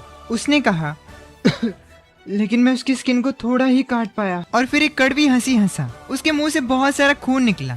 मैंने इस हीरो को हैरानी से देखा। हारने के बाद भी वो जरा भी डरा हुआ नहीं लग रहा था, ये जानते हुए भी कि हमारी ताकत में जमीन आसमान का फर्क है। गिलगमिश सच में एक कॉम्प्लेक्स और ताकतवर इंसान है। उसमें एक असली करिश्मा है, प्राउड है और सबसे अलग वो थोड़ा बदतमीज और अहंकारी है। गिलगमिश के हीरो वाले दिन अब जा चुके थे और मुझे असल में अफसोस हो रहा था, लेकिन गिलगमिश का वक्त अब खत्म हो चुका है और मैं इस चीज को नहीं बदल सकता। दूसरी ओर रैंडल के मुंह से भी खांसी करते वक्त खून निकल रहा था। उसकी छाती तेजी से ऊपर नीचे हो रही थी। आसमान में जायंट को देखते हुए उसकी आंखों में अभी भी डर नहीं था, क्योंकि उसने शुरू से ही मौत को कबूल कर लिया था। एक योद्धा मौत से कभी नहीं डरता। उसने बस एक उदास हंसी हंसी। तो ये है गैप, हम असल में किससे लड़ रहे हैं? उसकी बात सुनकर मैंने उससे पूछा कि अब तुम्हें पछतावा हो रहा है? मेरा पूरा शरीर गोल्डन रोशनी से चमक रहा था। मैं साइज में विशाल, बादलों को छूता हुआ, बिल्कुल किसी प्राचीन जायंट की तरह, मिस्टीरियस और मैजेस्टिक। और दूसरी तरफ ये लोग। मेरी बात सुनकर गिलगमिश ने जवाब दिया, पछतावा नहीं, ये बस एक चॉइस थी। गिलगमिश के मुंह से खून निकल रहा था। उसी वक्त यानी लोगों ने हार मान ली। विजडम जायंट के सामने उन्हें अपनी औकात पता चल गई। उन्हें पता था इसका क्या मतलब है। अपोकलिप्स, कयामत आने वाली थी। मैंने उनकी भागती हुई आर्मी की तरफ देखा। तबाही, पागलपन, हर तरफ चीखे। जो बच गए थे वो नाउमीदी में डरे हुए थे और पागलों की तरह हंस रहे थे। मैंने कभी नहीं चाहा था कि मैं इतनी सारी किस्मतों को कंट्रोल करूं। मैं पागलों की तरह हंसने लगा। अब क्लियर था कि मैं पागल हो रहा हूँ। मैंने कभी नहीं सोचा था कि मैं इतने लोगों की किस्मत तय करूंगा या किसी सिविलाइजेशन का उठना गिरना कंट्रोल करूंगा। मैंने इस बूढ़े होते हीरो किंग की तरफ नीचे देखा। तभी उसने शांति से कहा, क्या हम भी वैसे ही तबाह होने वाले हैं जैसे हमने इतनी सारी जानवरों की प्रजातियों को खत्म किया था? क्या तुम उनका बदला लेने के लिए हमें नष्ट करोगे? जब गिलगमिश ने ये कहा तब मैंने उसे कोई जवाब नहीं दिया। मैं उसे देख रहा था। उसकी सिविलाइजेशन अब खत्म होने वाली है, पर अभी भी वो डरा हुआ नहीं है। मैंने एक पल के लिए सोचा, क्योंकि तुमने मेरी सलाह नहीं मानी,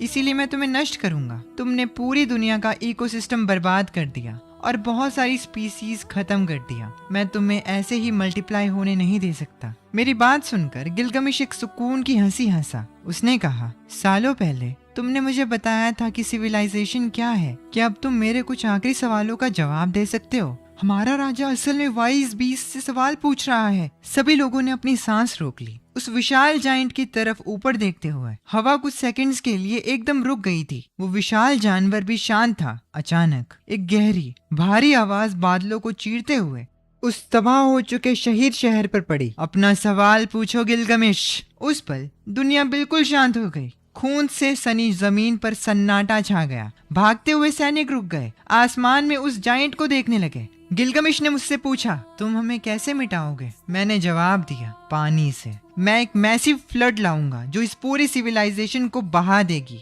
और तुम्हारा निशान मिटा देगी। जमीन तुरंत शांत हो गया। हर कोई डरा हुआ था, स्पीचलेस था। ये जमीन बहुत मैली हो चुकी है और पापी लोगों से भरी है। इसीलिए ये वाइज बीस्ट इस बुरी दुनिया को धोने के लिए एक विशाल फ्लड का यूज करेगा। पर चाहे वो बीस्ट कितना भी ताकतवर क्यों ना हो, वो पूरी दुनिया को कवर करने वाली बाढ़ कैसे ला सकता है? ये किसी भी बीस्ट की पावर से बाहर है। लोगों की सांसें तेज होने लगी। चेहरों पे डर था। किसी को शब्द नहीं मिल रहे थे लेजेंडरी बीस्ट को डिस्क्राइब करने के लिए। गिलगमिश ने मुझसे दूसरा सवाल पूछा, ये दुनिया फ्लैट और राउंड है, पर तुमने यहाँ कभी अपना कोई निशान क्यों नहीं छोड़ा? तुम आए कहाँ से हो? आखिर ये वाइज बीस्ट क्या है? तुमने हमें सिविलाइजेशन की आग क्यों दी और तुमने हमें दूसरी रेसिस को मारने से क्यों रोका? तुम कहते हो सभी की जान बराबर है, तो चाहे वो जंगली हो, समझदार हो, यहाँ तक कि पेड़ पौधे भी, तो इस जमीन का तुम्हारे लिए क्या मतलब है? गिलगमिश की बात सुनकर मैंने अपना सर नीचे किया। इस बर्बाद हीरो को देखते हुए मैंने इस माचर सिटी को नीचे देखा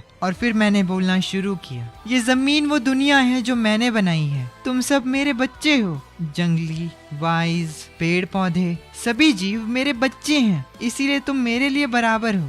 मेरी इस बात को सुनकर हवा तक जैसे जम गई। जमीन पर लोगों की सांसें तेज हो गई, सांस लेने की आवाज तेज होती गई। गिलगमिश भी हैरान था, स्पीचलेस था। ये नहीं हो सकता। लेकिन अचानक वो हंसने लगा। उसकी हंसी बड़ी होती गई और पागलपन में बदल गई। इंटरेस्टिंग, ये बहुत इंटरेस्टिंग है। हम आखिर किससे लड़ रहे थे? तो वो लेजेंडरी वाइज बीस्ट वही बीस्ट था जिसे हम समझते थे। ये सच में कोई जाइंट बीस्ट नहीं, ये सभी चीजों का ऑलमाइटी क्रिएटर है जिसने इस दुनिया को बनाया। ऐसी किसी चीज को इस जमीन पर भगवान कहा जाना चाहिए। हमारी ट्राइब में कभी गॉड का कॉन्सेप्ट नहीं था, पर अब है।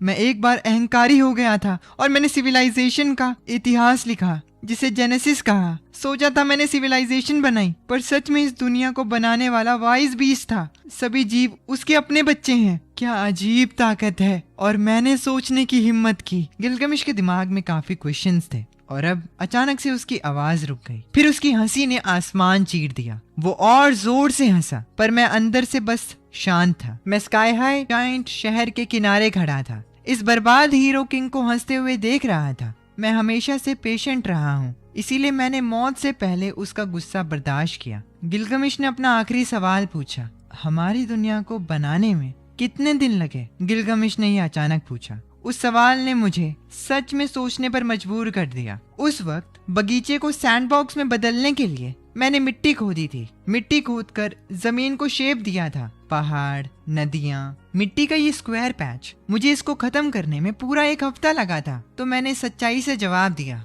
मैंने इस जमीन को बनाने में पूरे 7 दिन बिताए। 7 दिन? एक गॉड ने सब कुछ 7 दिन में बनाया? गिलगमिश हैरान था। वो ढेर हो गया हंसते हंसते। वो तब तक हंसा जब तक उसकी आंखों से आंसू नहीं आ गए। उसकी हंसी हिस्टेरिकल हो गई। इसका मतलब तो मुझे कमेंट सेक्शन में बताना। 1 सेकंड के लिए उसे अपने अंदर कुछ टूटने का एहसास हुआ, एक दिल टूटने की आवाज। उसका गर्व मरने से पहले चकनाचूर हो गया। टूटे हुए दिल से बुरा कुछ नहीं होता। ये सुन के मुझे भी दर्द हो रहा है वैसे।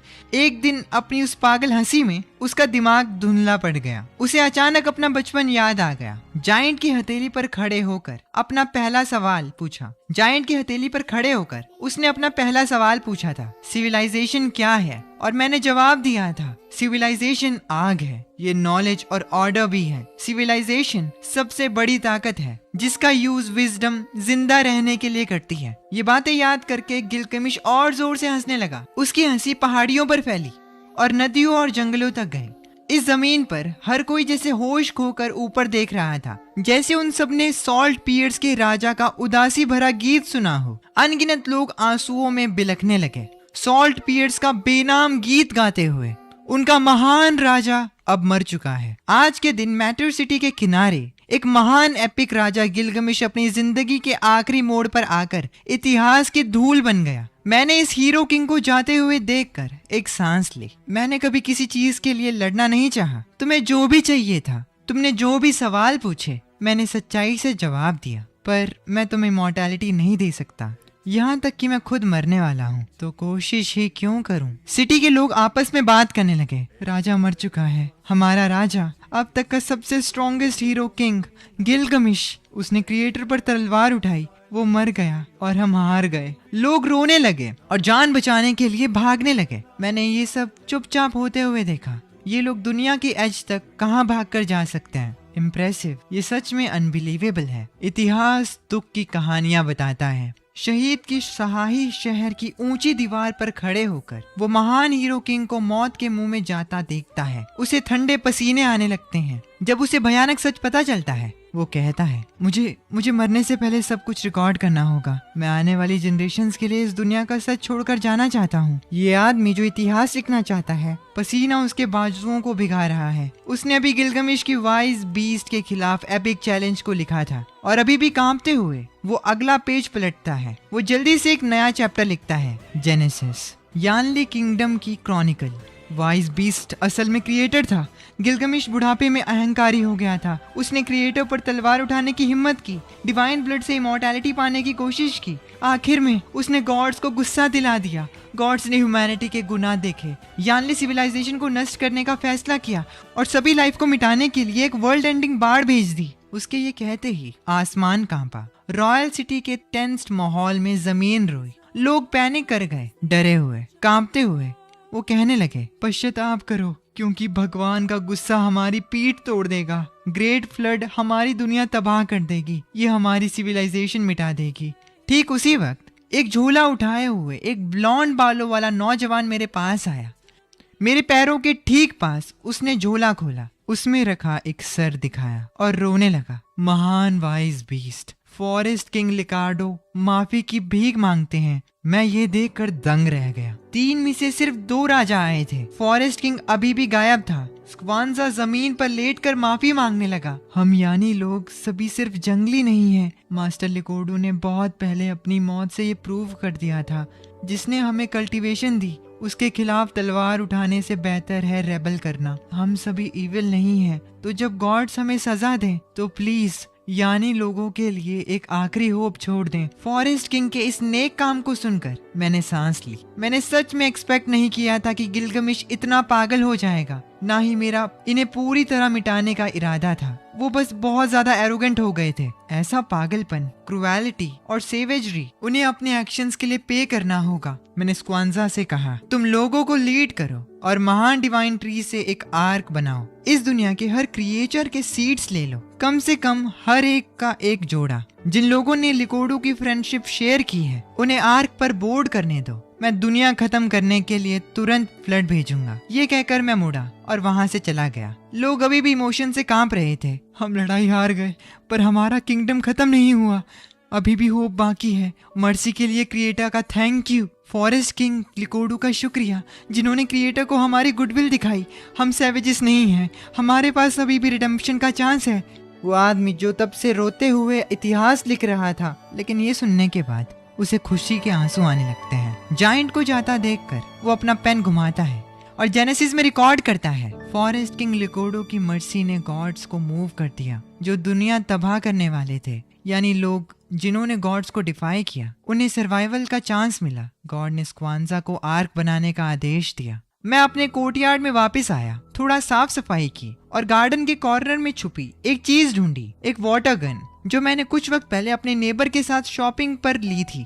एक्सपेक्ट नहीं किया था कि अब काम आएगी। वाटर गन तैयार करने के 10 मिनट में सैंडबॉक्स वर्ल्ड में 120 दिन बीत गए थे। लोग फास्ट फॉरवर्ड इमेजेस की तरह हिले। उन्होंने उस पुराने बॉन्जाई डिवाइन ट्री को काटा और एक मैसिव आर्क बनाया। हर क्रिएचर के सीड्स ऑन बोर्ड थे। दुनिया की सारी स्पीसीज उस कोलोसल आर्क पर इकट्ठी हो गई। एरिया बड़ा नहीं है, तो सब पास पास पैक्ड थे। साफ सफाई शुरू करने का टाइम आ गया। मैं सैंडबॉक्स में गया, थोड़ी दूर खड़ा हुआ, वाटर गन उठाई और स्प्रे करना शुरू किया। एक वाइट हाई प्रेशर वाटर की धार सिटी स्टेट एरिया पर पड़ी, जिससे पेड़ों का एक बड़ा हिस्सा गिर गया और एक जायंट सिटी तुरंत कोलैप्स हो गई। अनगिनत बीस्ट ने भागने की कोशिश की थी, पर मैसिव वाइट फ्लड ने उन्हें निगल लिया। आसमान और जमीन तुरंत स्नोई वाइट हो गया। माइटी स्क्वांजा ने आर्क पर सबको लीड किया, हैरानी से आसमान देखते हुए। ये एक ओवरवेलमिंग साइट थी। काउंटलेस वाटर की धाराएं बादलों से नीचे आईं, जमीन को धोती हुई। सिर्फ आर्क पानी पर तैरती रही। पूरी दुनिया को उस वास्ट वाइट फ्लड ने निगल लिया। रशिंग वाटर ने पहाड़ों और जमीन को डुबा दिया। लोग कहने लगे, क्या टेरिफाइंग फोर्स है। तबाही एक इंस्टेंट में आई। डेक पर मर्चेंट्स, नोबल्स, कॉमनर्स और स्लेव्स, ये सबसे पीसफुल और नेक लोग थे जो बचे थे। गॉड ने इविल को साफ करने के लिए फ्लड भेजा था। सारे सैवेज और गिल्टी लोग फ्लड में दफन हो गए। इस दिन ग्रेट फ्लड ने दुनिया तबाह कर दी। इसे डे ऑफ डिजास्टर कहा गया। स्क्वांजा ने लास्ट यानी लोगों को आर्क पर बचाया। खाली जहाज के कॉर्नर में गिरा हुआ स्क्राइब अपना क्विल पकड़े हुए उस महान अस्तित्व के डर में अभी भी खोया हुआ था। हमारी दुनिया गॉड्स ने बनाई है सिर्फ 7 दिन में। क्या अनबिलीवेबल पावर है। रोते और कांपते हुए ये बोलने लगा। बुढ़ापे के आंसुओं के साथ उसने लिखना शुरू किया और 7 डेज ऑफ क्रिएशन की लेजेंड को पूरा किया। फर्स्ट डे गॉड ने लाइट बनाई और ऐसे ही 7 दिन का रिकॉर्ड लिखा। 7वें दिन गॉड ने रेस्ट किया। इसे हॉलीडे कहा गया। छुट्टी वाले हॉलीडे की बात नहीं कर रहा वैसे। एनीवेज, मैंने सैंडबॉक्स को थोड़ी देर और धोया। सब कुछ साफ होने के बाद मैंने प्रेशर वॉशर ऑफ किया और स्टोरेज रूम में रख दिया। अब एक फ्रेश स्टार्ट था। चोंग युआन का एंडलेस स्लॉटर, ओवरब्रीडिंग से दुनिया लगभग तबाह हो गई थी। अब हर स्पीशीज का बस एक पेयर बचा है। जल्द ही वो पुराने इकोसिस्टम में वापस आएंगे। उम्मीद है इस बार वो ज्यादा केयरफुल रहेंगे। अभी तक इस सैंडबॉक्स सिमुलेशन को बनाने में मेरी मदद जेनेसिस एआई ने की थी। तो इस वर्ल्ड को खत्म करके दोबारा स्टार्ट करने के बाद जेनेसिस एआई ने मुझे बताया, अगर तुम उन्हें डिस्ट्रॉय नहीं करते तो वो खुद डिस्ट्रॉय हो जाते, वो एक दूसरे को खा जाते। नई स्टार्ट अभी ठीक है। उसकी बात सुनकर मैंने थोड़ी सांस ली और मैंने उसे कहा, मैं उतना फ्रेजाइल नहीं हूँ, मुझे कंफर्ट करने की जरूरत नहीं है, बस थोड़ा अपसेट हूँ। जेनेसिस एआई फिर बोला, एज अ हाइव क्वीन तुमने काउंटलेस स्पीसीज बनाई हैं, तुम एक महान क्रिएटर हो। उसकी बात सुनकर मुझे गुस्सा आ गया और मैंने उसे कहा कि मैं एक आदमी हूँ, हाइव क्वीन नहीं। मैंने उसे करेक्ट किया। इतना सब कुछ देखने के बाद मैं अपने मेन यार्ड गेट के पास चेयर पर बैठा और फ्रेशली छिले फल खाने लगा, क्योंकि ये बगीचा मेरा ही तो है। लेकिन मुझे स्टमक कैंसर है, पेट का ध्यान रखना होगा। अब मैंने अपनी ब्लैक नोटबुक निकाली और उस पर लिखना शुरू किया, एरा ऑफ बीस्ट्स, जेनेसिस। ये थर्ड मास एक्सटिंक्शन था। 99% लाइफ वैनिश हो गई। इतना लिखने के बाद मैंने अपनी नोटबुक रख दी और मैं सोने चला गया। अगली सुबह मुंह हाथ धोते वक्त मुझे बॉडी में एक क्रेजी बॉइलिंग पावर फील हुई। मैं हैरान था। मैंने जल्दी से अपनी बॉडी चेक की, शीशे में देखा, मैं बस कुछ इंच लंबा हो गया था। अब 6 फीट टॉल, चेहरा स्मूथ और शार्प, एक हैंडसम एलिजेंट वाइब, बॉडी सॉलिड और फिट, बिल्कुल एक ग्रीक स्कल्पचर जैसी, मस्कुलर और परफेक्ट बिल्ट। मुझे जल्द ही रियलाइज हुआ कि ये थर्ड एक्सटिंक्शन का रिजल्ट था। अब मैं एक टॉप एथलीट के लेवल पर हूँ। मैंने अपनी मुट्ठी कस ली। ये ताकत और ये परफेक्ट लुक्स, मुझे ऑलमोस्ट नॉर्डिक गॉड जैसी फीलिंग आ रही थी। सूचिन तो पक्का फ्रीक आउट करेगी। साला। मैंने जेनेसिस एआई से पूछा, क्या मैं अपनी जीन्स को एडिट कर सकता हूँ? मैं इन लाजवाब बाहरी रूप को रीसेट करना चाहता हूँ। ये परफेक्ट लुक बहुत ज्यादा ही अट्रैक्टिव है। मैं सड़क पर चलूंगा तो लोग चिल्ला पड़ेंगे। सच कहूँ तो मैं पहले जैसा दिखता था उसमें ठीक था। सूचिन और पड़ोसियों के लिए वही अपनाना काफी मुश्किल था। जैसे अभी ये फिर से बदल रहा है, उन्हें पूरा शक हो जाएगा मुझ पे। जेनेसिस एआई ने मुझसे कहा, हाउस ओनर के पास जेनेटिक कोड को अनलॉक करने की नेचुरल एबिलिटी है। रिकम्बाइनेशन हीरो, तुम्हारे पास अपने खुद के जीन्स को एडिट करने की एबिलिटी है। क्या तुम रिकम्बाइनेशन सेल्स के साथ मर्ज होना चाहते हो? मैंने जेनेसिस एआई को कहा, मैं पहले से एक रिकम्बाइनेशन हीरो हूँ। असल में मैं पहले से कमजोर था, इसीलिए मॉडिफिकेशन नहीं झेल सकता था। अब मैं काफी ताकतवर हूँ, तो मैं इन सेल्स के साथ जुड़ सकता हूँ। इसीलिए मैं अब इस बात से परेशान नहीं हूँ कि मुझे क्या बनना है। जेनेसिस एआई ने मुझसे कहा, अगर तुमने ज्यादा इंतजार किया तो शायद तुम मर जाओगे। मैंने उससे कहा, अब जब मैं काफी ताकतवर हूँ तो मैं आखिरकार इस रिकम्बाइनेशन सेल्स को संभाल सकता हूँ। जेनेसिस एआई ने मुझे बताया, ये इंसान बनने या ना बनने की बात नहीं है। अगर तुम बहुत ज्यादा देर करोगे तो जिंदा नहीं बचोगे। मैंने जेनेसिस एआई से कहा, ऐसे में मैं कैंसर को खुद को मारने का इंतजार कर रहा हूँ। नॉर्मल होना बिल्कुल भी मजेदार नहीं है, एक बग बनना इससे कहीं बेटर है। जेनेसिस एआई से कहा, हाइव के साथ मर्ज हो जाओ। जिसके बाद सेल फ्यूजन शुरू हो गया। अचानक से मेरी हड्डियों के अंदर बेहिसाब दर्द होने लगा। मेरे पूरे शरीर से ठंडा पसीना निकलने लगा और मैं दर्द के मारे बेड पर गिर गया। मैं जोर से चिल्लाया और फिर बेहोश हो गया। जब मैं जागा तब 3 घंटे बीत चुके थे। मेरा पूरा शरीर ब्लैक ग्रे कचरे से ढका हुआ था। मैं जल्द से शावर लेने गया, कपड़े बदले और खुद को चेक किया। मेरी बॉडी बदल चुकी थी। अब मेरे अंदर अनगिनत पोटेंशियल था। मैंने खुद से कहा, मैं सच में एक बग हूँ। मेरे हाइव सेल्स बहुत तेजी से डिवाइड हो सकते हैं। मैं अपने जीन्स को जैसा चाहूँ वैसे एडजस्ट कर सकता हूँ। मैंने अपनी आंखें बंद की और उस अंधेरे स्पेस में मैंने एक ट्विस्टेड डबल हीलिक्स डीएनए देखा। मेरे ह्यूमन जीन्स में बहुत सारा बेकार कचरा था। वो पहले ही साफ हो चुका था। सिर्फ अच्छी चीजें ही बची थी और मेरी जीन चेन का सबसे बड़ा हिस्सा खाली था। पर जब मैंने कैंसर सेल्स को हटाने की कोशिश की तो जेनेसिस एआई ने मुझे रुकने का जवाब दिया। उसने कहा, ये कोर जेनेटिक हिस्सा है, इसे हटाया नहीं जा सकता। ये सुनकर मैंने गहरी सांस ली। मुझे पता चला कि मैं अपने ह्यूमन जीन्स को नहीं हटा सकता और इसीलिए ठीक होने का कोई और रास्ता ढूंढना होगा। ऊपर से जेनेसिस एआई ने मुझे एक डरावनी बात बताई। कैंसर सेल्स असल में बॉडी के रेबल सेल्स होते हैं। इसीलिए मैं जितना ताकतवर बनूंगा, कैंसर सेल्स भी उतने ही ताकतवर होंगे। दूसरे शब्दों में, जब मेरी ताकत बढ़ेगी तो कैंसर सेल्स की ताकत भी बढ़ेगी। और तब मुझे समझ में आया कि मेरे अंदर कैंसर सेल्स पागलों की तरह इंक्रीज हो रहे हैं और अगर अब मैंने थोड़ी और पावर एब्जॉर्ब की तो शायद मैं ऑन द स्पॉट ही मर जाऊंगा। इस बात ने मुझे सच में डरा दिया और अभी के लिए मैं चौथे मास एक्सटिंक्शन से ज्यादा फीडबैक नहीं झेल सकता। मैंने एक गहरी सांस ली और फिर अलर्ट रहने का डिसाइड किया। इन सभी बातों से मुझे एक सीधा मतलब पता चलता है।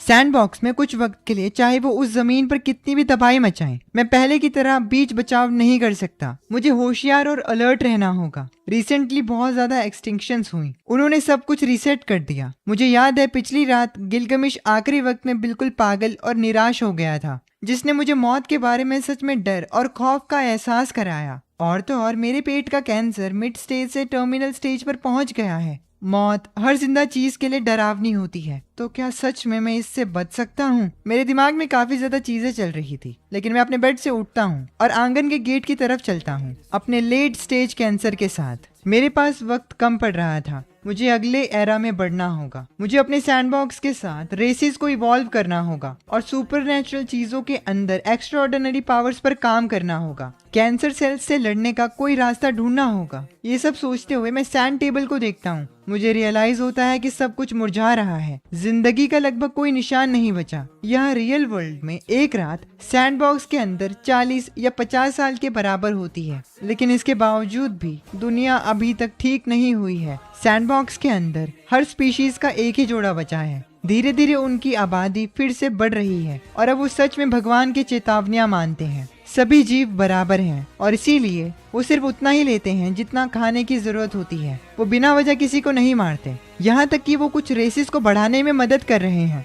इसके साथ ही एक्सटेंशन के बाद नई रेसिस उभर रही हैं, हर तरह की अजीब चीजें। अंत के बाद नया जीवन शुरू हो रहा है और धीरे धीरे करके ये सब स्टेबल हो रहा है, लेकिन ये सब बहुत ही ज्यादा धीमा है। मुझे पता था कि मेरी बीमारी इतनी देर नहीं रुक सकती। मैं सोचता हूँ क्या मुझे एक दूसरा सैंडबॉक्स शुरू करना चाहिए, एक और जेनेसिस। और अब मैं सोच रहा हूँ एक नया वर्ल्ड सैंडबॉक्स सिमुलेशन खोलने की, जहाँ पर मैं एक और नई सिविलाइजेशन को एक सुपरनैचुरल सिस्टम डेवलप करने दूं। पर अभी ये रियलिस्टिक नहीं लगता।